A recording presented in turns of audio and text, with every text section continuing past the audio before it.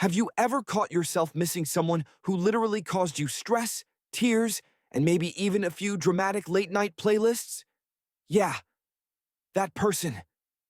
And then you think, why am I like this? Why do I miss someone who hurt me? If that question has ever lived rent-free in your head, stay with me, because this is about to get uncomfortably relatable. Let's start with a simple truth nobody likes to admit. Missing someone does not mean they were good for you. If that were true, junk food would be considered a superfood. And yet, here we are, missing people who treated us like an afterthought, but somehow felt like home. So what's really going on? First, your brain is a sneaky little thing. When someone hurts us, we don't remember the pain all the time. Our brain highlights the good parts, the laughs, the inside jokes, the random remember when moments. It's like your brain made a highlight reel and deleted the bloopers where you were crying in the bathroom pretending everything was fine. You don't miss the person. You miss the moments. It's like missing an old job that paid badly, stressed you out, and ruined your sleep. But you still miss your coworkers and the free snacks.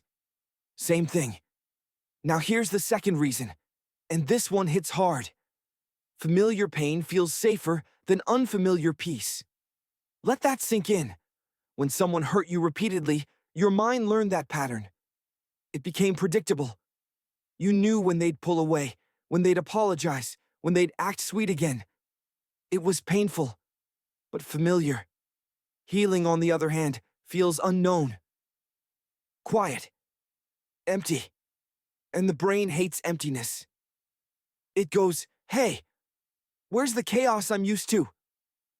So it tries to pull you back to what it recognizes, even if that thing was hurting you.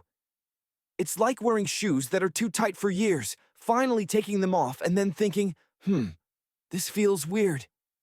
Yeah, because peace doesn't hurt, and your brain isn't used to that. Third reason, emotional attachment doesn't leave when logic arrives. You can know someone was bad for you and still miss them. Logic and emotions do not live in the same house.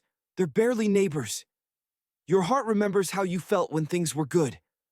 Your mind remembers how broken you felt when things were bad. And somehow, the heart speaks louder at night. That's why missing someone hits hardest when you're tired, lonely, or scrolling through old photos like it's a bad hobby. Now let's talk about something nobody says out loud. Sometimes you miss who you were with them. Maybe you laughed more. Maybe you felt chosen. At least sometimes. Maybe they were there during a specific chapter of your life, and missing them is really missing that version of you. Like missing your teenage years. Not because everything was great, but because you were younger, hopeful, and thought love would be simple. Cute. Wrong. But cute. Another big reason? Hope. We don't miss what happened. We miss what could have happened. The what if they changed.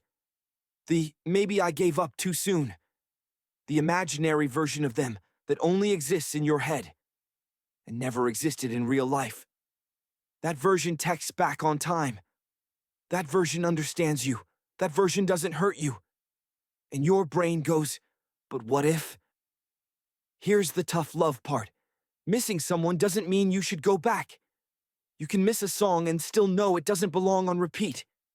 You can miss a place and still know you shouldn't live there again. You can miss a person and still choose yourself. Missing is not weakness. It's withdrawal. Your mind is detoxing from something it was emotionally addicted to. And just like any detox, it's uncomfortable, messy, and confusing. But it passes. One day you'll think of them and feel nothing. No chest ache, no urge to text. Just a quiet, yeah, that happened. And that's when you'll realize you didn't miss them forever. You were just healing. So if you're missing someone who hurt you, don't judge yourself. You're human, with a heart, and a memory system that needs time to recalibrate. Just remember this. You're not missing the pain. You're missing the illusion.